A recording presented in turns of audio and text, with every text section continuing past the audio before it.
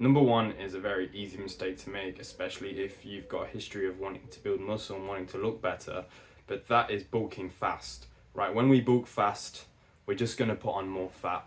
And that's what happened to me. I was a healthy, maybe 80 kilos and maybe 14% body fat. And I went on a trip traveling and I didn't get in my calorie needs just because of low appetite and things like that.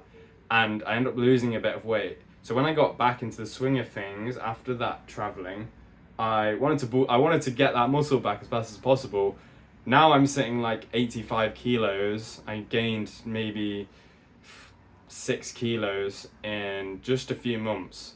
But because of the speed that I did it, a lot of it is fat, and that is going to be a burden to burn off today. So that is my most recent mistake I've made, but one that you shouldn't ignore.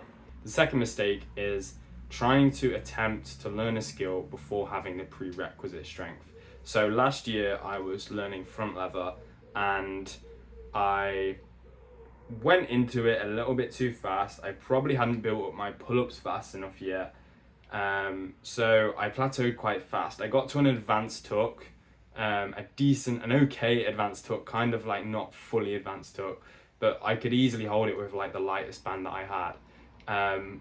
And realizing now, the reason I plateaued for 4 or 5 weeks after that is because my muscles just hadn't been taught how to activate enough motor units to get enough muscle fibers to contract at once to actually perform the front lever. So learning the skill and learning the coordination of it was just an uphill battle, right? Maybe if I waited until when my pull-up strength was better, my lats could activate better, I might have had a better time learning that skill. Today, it's still on the list of things I want to unlock. The third mistake is trying to learn too many skills at once. Like I said earlier, I was learning the front lever as well during the time that I was trying to get better at muscle ups. And I eventually gave up the front lever to pursue muscle ups a little bit more seriously. And as soon as I did that, I made so much progress in the muscle up. And it might have been true that if I gave up the muscle up, I might have been able to learn front levers a lot faster.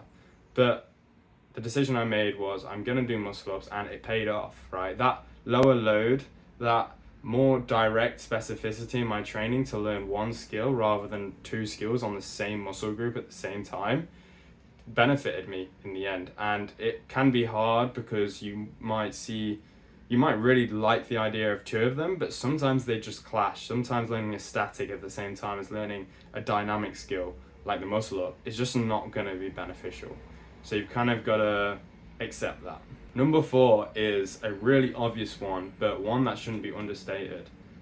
Giving up, right? That is probably the biggest mistake I've ever made in any endeavor in my life, is giving up and coming back to it later and losing a bit of the progress that I once had. Luckily, in terms of calisthenics, in terms of gym, your muscles do remember, right? They do code the fact that you've trained in the past, and we have something called muscle memory where your muscles will adapt faster if it's an adaptation that they've previously gained, right? So we are lucky in that fact, but it can, especially when diet and recovery and other factors are at play, it can have a bigger impact than you want. Even if it's just a couple months off the horse, you can really lose a lot of progress. And that's what happened to me when I went traveling. And I don't regret traveling. I had a great time, but my training at the time was really inconsistent because of the setups that I had. So I lost a lot of progress, but I'm here today. I didn't necessarily give up in that instance, but there are other instances where I experienced injuries and unfortunate things, which led me to not train as much, to get into a bad headspace about training, and to kind of dread going back to it because I feared of what I had lost if I went back to it. But you've got to bite that bullet. You've got to get back on the horse, and you won't regret it once you do. Number 5, the fifth mistake that I've made is more of a mental mistake, and that is just pure comparison, right? And you hear it all the time. You probably know you do it, but it's really, really hard not to do it, especially if you're scrolling like Instagram reels and you're seeing people do insane things.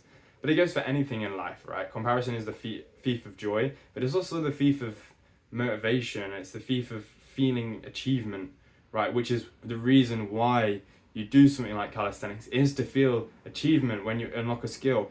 If you're unlocked your first handstand hold and you've been comparing yourself for months and months to people that have been able to do like 90-degree handstand push-ups and other crazy skills, right?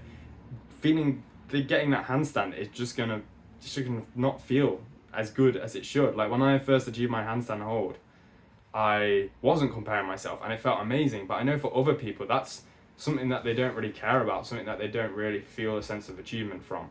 And I'm very glad that I had that. But now pursuing other skills and pursuing increasing that handstand hold, I'm looking to do the same thing. I'm looking to avoid that comparison again, right? I outgrew that many years ago and I'm very glad that I did. So yeah, they're my 5 biggest mistakes.